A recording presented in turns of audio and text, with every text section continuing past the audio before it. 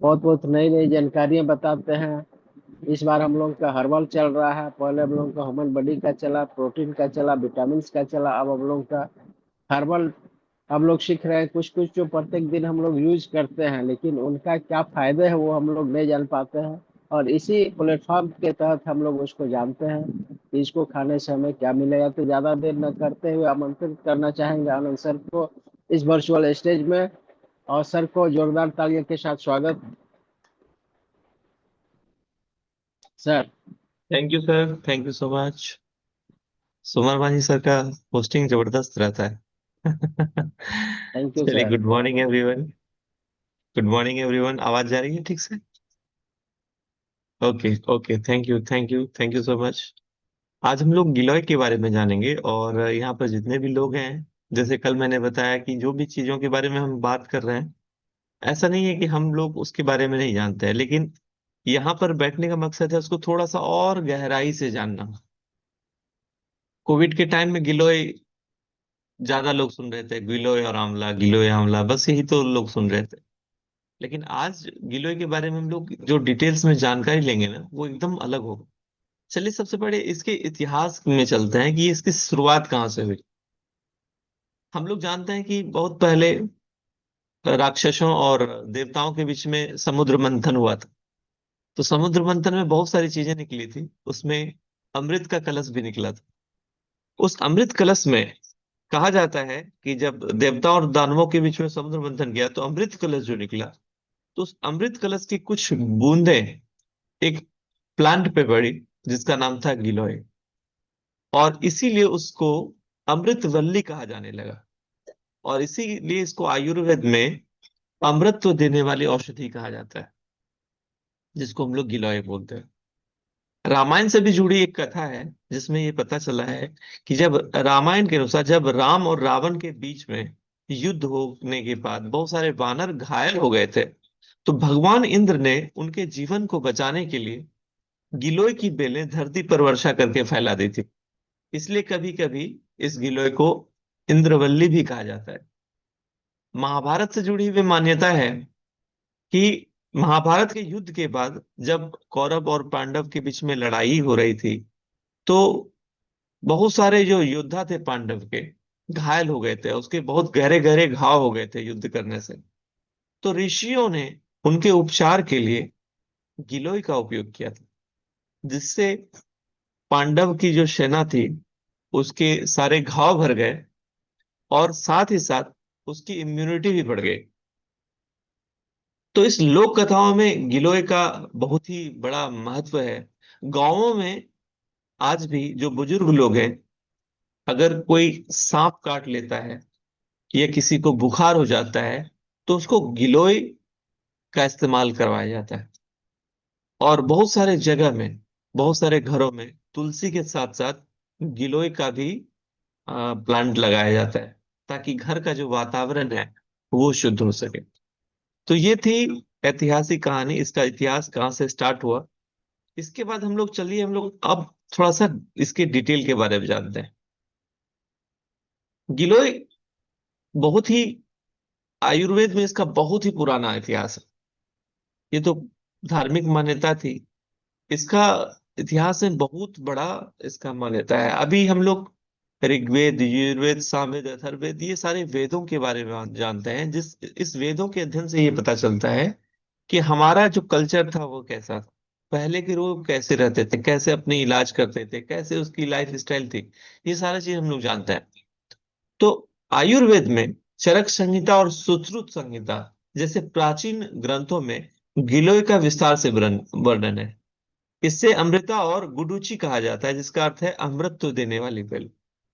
आयुर्वेद में से त्रिदोष नाशक भी बोला जाता है। जैसा कि हम लोगों ने बहुत बार चर्चा भी किया है, और हम लोगों ने जाना है कि हमारा जो शरीर है, तीन त्रिदोष हमारे शरीर में होता है। अगर ये त्रिदोष शांत हो, त्रिदोष का बैलेंस अगर रहे, तो हमारे शरीर में कभी कोई बीमारी नहीं होती है, हम लोग हमेशा स्वस्थ होते हैं।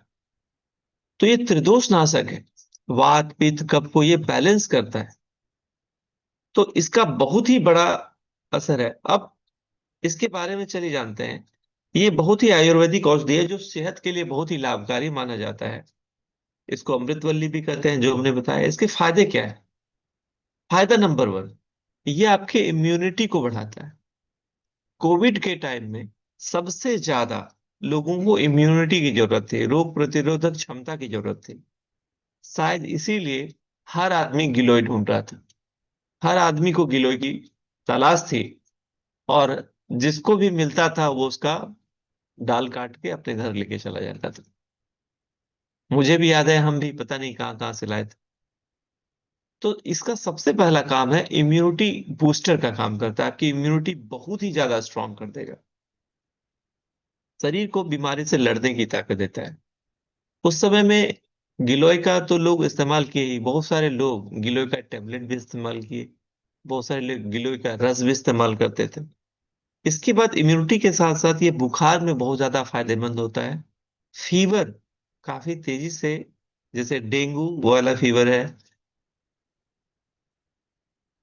डेंगू, मलेरिया और जितने भी वायरल फीवर है, उन सारे फीवर में इसका बहुत ही जबरदस्त इस्तेमाल होता है। इसके बाद जो सबसे लाभकारी चीज है वो है आपके डाइजेशन को इंप्रूव करता है, पाचन तंत्र को ये बहुत ही ज्यादा मजबूत करता है। जिनको भी पाचन से रिलेटेड कोई प्रॉब्लम है, गिलोय का लगातार इस्तेमाल करके आप जब देखेंगे तो मैंने पाया है कि पेट आपका पूरा साफ हो जाता है। आप ज्यादा नहीं, 4 से 5 दिन आप करके देखिए, सुबह सुबह गिलोय को रात में आप फूलने दे दीजिए पानी में, और सुबह में आप उसका सेवन कीजिए। आप देखिएगा कि पेट लगेगा पूरा साफ हो गया है। इतना ज्यादा पावरफुल इसके अंदर तत्व होते हैं, आपके पाचन को सुधारता है। खाना आप जो भी खाएंगे पूरी तरह से डाइजेस्ट हो जाएगा। पेट में अगर जलन होती है, गैस बनता है, उसमें बहुत ज्यादा आराम मिलेगा। इसके साथ ही साथ अगर आप स्वस्थ हैं तो कभी ये आपको डायबिटीज नहीं होने देगा। इसके अंदर शुगर कंट्रोल करने की बहुत अच्छी क्षमता होती है। डायबिटीज के जो पेशेंट हैं उनके लिए बहुत ही ज्यादा फायदेमंद है। इसके साथ साथ आपके हमारे बॉडी में बहुत सारा टॉक्सिक मटेरियल होता है, जहरीली चीजें होती है जो हमारे शरीर में रह के शरीर को नुकसान पहुंचाती है। तो ये आपके बॉडी को डिटॉक्सिफाई करता है, आपके शरीर से सारे जहर को निकालता है। तो डिटॉक्सिफिकेशन में ये बहुत ज्यादा हेल्प करेगा। Excuse me.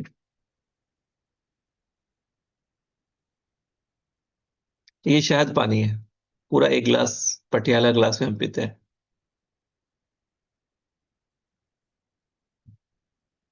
डिटॉक्सिफिकेशन में ये मदद करता है। इसके बाद बहुत सारे लोगों को ज्वाइंट पेन का प्रॉब्लम होता है, आपने देखा होगा घुटने में दर्द, ज्वाइंट पेन। तो ये ज्वाइंट पेन में हेल्प करेगा। गठिया और सूजन में भी बहुत ही ज्यादा हेल्प होता है गिलोय के माध्यम से। इसके बाद मेंटल हेल्थ, इसको यूज करने से जो हमारा दिमाग है ना, वो भी फिक्स हो जाता है।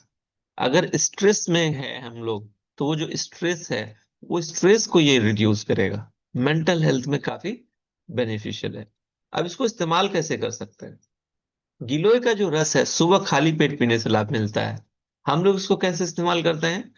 रात में गिलोय का 3 से 4 सेंटीमीटर लंबा जो डंडी है, उस डंडी को हम लोग डाल देते हैं पानी में, और रात भर पानी में वो फूलता है, और सुबह सुबह खाली पेट उसको हम लोग पी लेते हैं। तो गिलोय का रस सुबह खाली पेट पीने से लाभ मिलेगा। गिलोय की डंडी उबाल कर आप पी सकते हैं। सुबह सुबह आप 2 गिलास पानी आप डाल दीजिए गिलोय की डंडी के साथ, और 2 गिलास पानी को 1 गिलास बना लीजिए, और वो 1 गिलास पानी आप पी लीजिए। गिलोय का पाउडर आप इस्तेमाल कर सकते हैं। गिलोय की जो लकड़ी है उसको सुखा के उसका डस्ट बनाकर, उसके पाउडर को आधा चम्मच आप सुबह शाम शहद के साथ आप उसको आराम से इस्तेमाल कर सकते हैं। ये बहुत ही फायदेमंद है। लेकिन कुछ चीजें हैं जिसको हम लोग को, कुछ आदमी को इसको देने से रोकना चाहिए।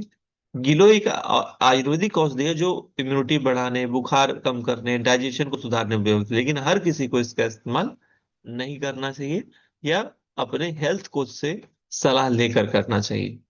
जैसे ऑटो इम्यून डिजीज वाले लोग हैं, उनको इसका इस्तेमाल नहीं करना है। जिनको भी बॉडी में डिटेक्ट हो चुका है कि इनको ऑटो इम्यून डिजीज है, उनको इसका इस्तेमाल नहीं करना है। जिन्हें रिमेटाइड आर्थराइटिस है, जिसमें आपकी उंगलियां टेढ़ी मेढ़ी हो जाती है, ल्यूपस, मल्टीपल सिरोसिस जैसी बीमारी जिनको है, उनको इसका इस्तेमाल नहीं करना है।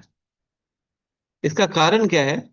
गिलोय इम्यूनिटी को और ज्यादा एक्टिव कर देता है।